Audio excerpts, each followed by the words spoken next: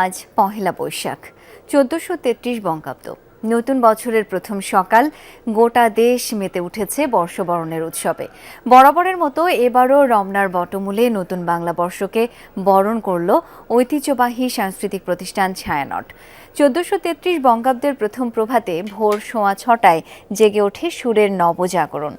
বাতাসে সুর, বাণী, ছন্দে শুরু হয় ছায়ানটের এবারের প্রভাতী আয়োজন। এবারের আসরে ছিল 8টি সম্মিলিত গান, 14টি একক গান এবং 2টি আবৃত্তি। প্রায় 200 শিল্পীর অংশগ্রহণে এই আয়োজন রূপ নেয় সংস্কৃতির মহাসমুদ্রে।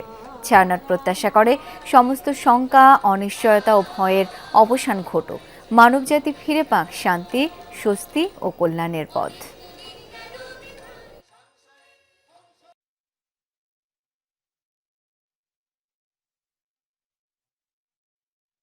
সবাই যেন ভালো থাকে, সুস্থ থাকে, দেশে যেন শান্তি ফিরে আসে।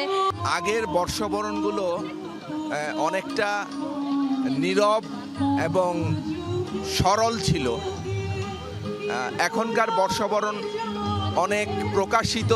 ভালোই লাগছে এরকম বড় অনুষ্ঠান, বড় আয়োজন, এতজন মানুষ সবাই একসাথে পয়লা বৈশাখ সেলিব্রেট করতেছে। নববর্ষ বাংলাদেশে যেমন শান্তি এবং সমৃদ্ধি বয়ে আনবে, পৃথিবীটাতেও শান্তি আসুক